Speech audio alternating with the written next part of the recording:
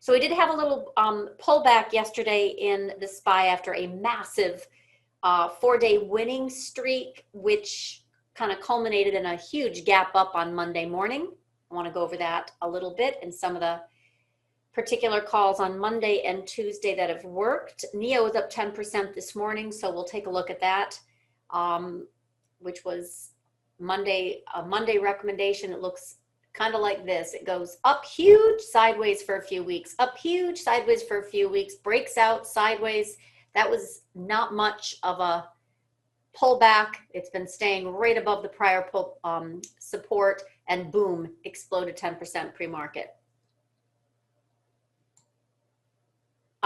Apple's event yesterday was fine, you know, just fine, and quickly gave back, not all, obviously the gap is here, but most of Apple's advance on Monday, which was driven in large part by that extreme option gamma call buying in the hundreds of thousands of contracts near term with Amazon and Facebook and to a lesser extent Netflix, but all four of those had massive runs in contracts that were then taken off the board for the most part.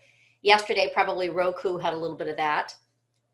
We'll go over that as well. It's been on my list for a while, but I thought it would be either Disney for Tuesday. I said Disney, Roku, or Tesla. Tesla has not launched yet, so this is the one I think it rotates next into that single gamma option frenzy buying thing. All right, let's do a little review of some recent calls Monday, Tuesday, into today, just to kind of show again why I use this time frame congruence of weekly, daily, and hourly. Obviously, chases, swings, and trends are my thing, and I like to look behind the scenes at what could be the narrative to support a direction, but I'm also looking very much at price levels. So on Friday I had mentioned that this level of SPY, we'll just kind of keep it simple, if you will. If we were to get above, and we did on Friday, obviously, this 243 level, okay, this was already above the 10-week, which was extremely solid action. This was, the red line, if you will, is also very key for, you know, maintaining the support. We had a 10-week tag on the open last week, and then we pushed through 339, which was another weekly resistance level it got above. On Friday, where we closed, basically, not closed, but where we had early in the morning, because my trading room obviously closes, we had Friday, above the 243, right? You can see this, I'm sorry, 343. So we had opened very firm, and my comment was, if we get a close above this 243 on a weekly, that's very bullish, and next price target would be 350.5. Well, you can see we clearly took that out, and then some. We went right into the underside of this trend line, and we actually ended up moving all the way to 354. So 343, my price target was 350.5. These are just weekly bars, right, that serve as support and resistance to better gauge, if you will, direction for SPY movement. That worked. Then on Monday, let me get rid of this.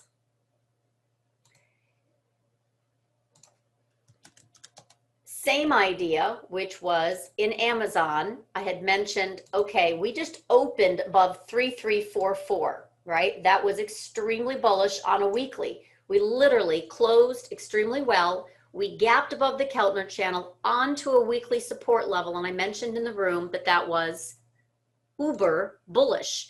So at the open, some decided that was a good trade, was to chase or swing Amazon long. This was before I knew anything about the single stock option gamma frenzy that was going on under the surface that ended up causing Amazon to have its sixth largest, no, let me do this right, sorry. 6 times, that was it. It was Apple's second largest option call buying in a day this year. It was Amazon's 6 times their average. And it was really interesting because in the room at 9:39, I had mentioned this was totally explosive. It's opened above 33.44 weekly support. It's actually opened up above, so extremely bullish, and needs to stay above 33.44 for a chase. My price target was 34.53, which was a decent $100 move basically. And that would be that's exactly how I put it in closed captioning. I went back to grab it at 11:21. Well, Amazon actually ended up hitting 34.87, which you can see on a daily also aligns with this candle. So I used the weekly, right? That was extremely strong support. I used the daily, that's price target. It ended up being a $150 move, 6% in one day. Then around the same idea, I had mentioned Facebook. We opened above 270 and it was 11:30 before it took off in hot fire flames. It was almost like they moved from, you know, Apple to Amazon to Facebook to Netflix. But in any case, I had mentioned at 11:30 before I closed the trading room at noon that just like Amazon, another of the FANG stocks that looks very bullish, Facebook above 170, it ran to 280. So ran from 270 to 280. Same concept with you using the weeklies. Now my thought was that it would be Tesla next because the call buying in out of the money options or rolling in out of the money options has been very large. So there was a big order, $44 million worth in the 640 calls out in June, which gave me that kind of impetus that this is going to break out and break higher. So those were reactions, if you will, if you were really fast to catch that on Monday. Yesterday, I had a little bit different flavor. The very first thing I said was BlackBerry hit my scan, which is after the 15-minute bar. So it was basically 9:47. I said, this looks extremely strong. In the Momo stock world, it was 8.5% basically. The other three that I said were swing worthy charts that were breaking up on a weekly were eBay. That is stunning. I still think this has lots of room to go. I like it, again, depends on the market, but I liked that chart already watching it. And then yesterday, obviously, it took off. eBay needs to stay above 55.50, which I mentioned. LVGO, and this was all at the open, needed to stay above 140.60, which it did really well. It moved higher about 6%. And Spotify, forgetting completely about the Apple event, it just needed to stay above this 242, look good, and it powered higher, and it's still powering higher. And then the other two yesterday were Zoom, above that 478, has been there for weeks, but specifically I said the trigger is 506. And then Boeing short below 175, but yesterday the trigger was below 170 and it continues to work. So that's how I'm kind of sizing up what happens at a 15-minute mark on my scan for momentum for chases. Swing worthy levels, obviously, that look like they're going to have a momentum trigger in that particular day. Yep, that's my stuff going off. Single stock gamma option explosion when I see it. So that's what I'm looking for, long story short. And then the funniest yesterday was at FEYE. Obviously, I was just looking at hack plays, and in particular, talking about FEYE. And then boom, this thing right before our eyes, options came in and it just exploded from 20 cents to 76 cents in one strike, 20 to 85 cents in another strike. It was crazy bullish. I still like this, by the way, even though it sold off and it had a doji closed above the 3, I still like this. So the option play that is, let's, for lack of a better word, in play, were, I want to see if they're still on the board, if they took them off. Nope, they took them off. Yep. All right, so they did take those off. Remember, it was the next week options, and they totally took them off here as well. So this week's options and next week's options for the $14 calls were taken off yesterday in that ramp. Whether it was manipulated or just, oh, so convenient, it still looks really good. Now today, what do we have?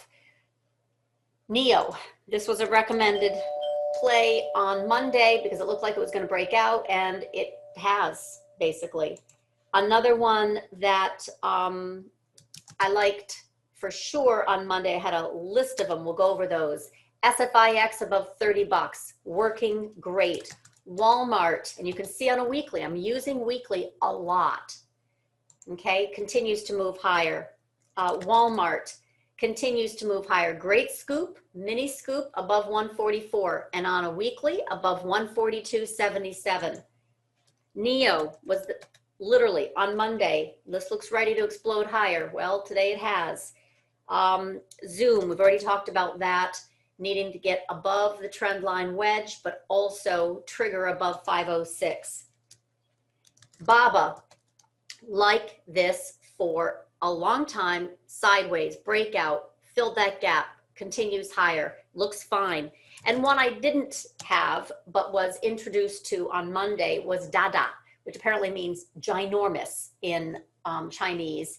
And sure enough, this puppy broke out on Monday, well, last week, and has continued Monday, Tuesday, Wednesday. So these are China plays.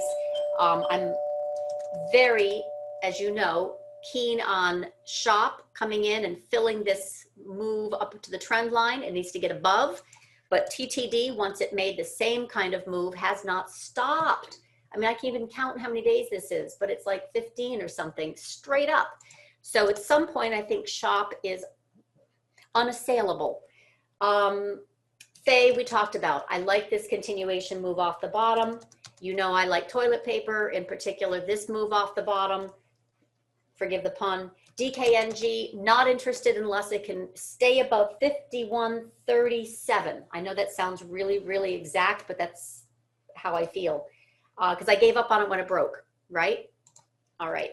And GME, you know how I feel about GME and GPRO and GOGO. So those are fine. Boeing, hold on. INMD has been on my list, as you know, and it broke out yesterday, came back in. I said, that still looks fine, right? So even if it comes in and fills that gap, as long as it stays above 38, it's good. The other, BB, I've added it actually now to my swing worthy list because that just hit my radar as a chase yesterday. And now I've added it as a swing worthy. The plays that are digesting, you can also see weekly, right, is now resistance for Disney, 131 basically. And Tesla is just going to be one that just hot fire flames. This is the trigger, 454, needs to get above on the hourly and stay there to hit here and here, which is basically $500 where it broke down in the first place. One that I'm aptly sizing up, and that is not just for protection, but it's also for kind of a technical feel on what happens after this options expiration on Friday, is how VIX may pop up to 25, basically this 21 and a half to 25 after the calls kind of like burn themselves out, which, as I mentioned, Monday, Tuesday, Wednesday, bullish, Thursday, Friday, pause, pullback into next week. That's what I'm banking on. So I like this move in the market right now of digesting a very big move. We're sideways, we're a little soft. We break 3,500. It is a very quote unquote easy short. In other words, not only would I expect the gap to be filled, I would expect this to come right back down to that level where I basically said, hey, that's strong above. So I think we will have that next week. Would not surprise me at all. In fact, if we're trading around 3,400, there's like a gap fill in this area of 3,400, would not surprise me at all.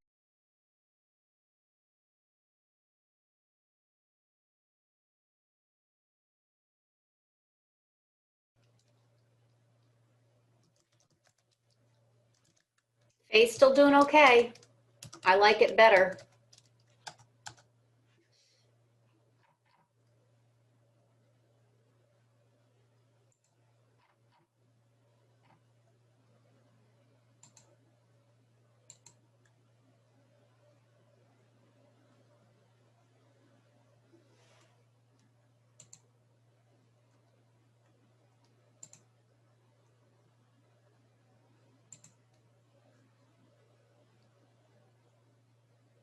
There goes FEYE. Boom, above 1880. Nice. Gee, did it hear me? I swear to God. I just love how that works. Okay, what happened? Didn't even hit my radar. I was just checking cyber plays and boom. Okay, nice. Okay, 1408 is trigger. What the heck is going on with FEYE? Can you see this? The volume that just came into this is huge. Not joking. That's hysterical.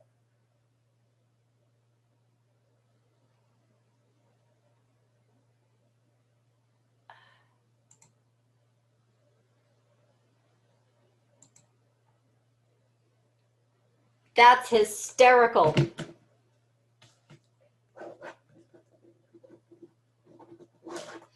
Something's up with FEYE, clearly. I mean, I like it, but it's got a lot of resistance right here. I mean, it's got work to do, but it's working on it right now, right in this moment.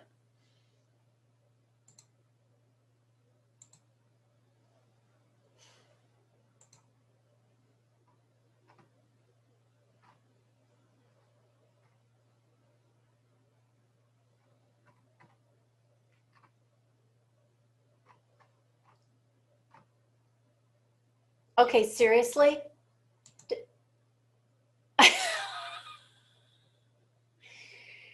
What the heck? All of a sudden, beautiful tech ramp, Tesla, new high. Telling you, these FEYE all of a sudden just percolated.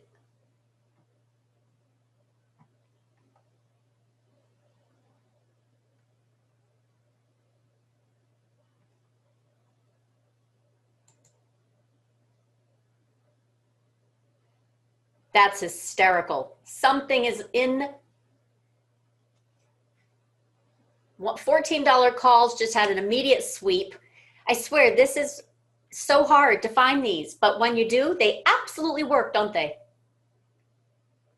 Seriously, that's it. This is the one. FEYE just spikes because it has a 10,000 calls next week, $14 calls, came in at 21 cents and just exploded 3 times. Hate it when that does that. Just kidding. No, this is really how this whole thing works. They move a market.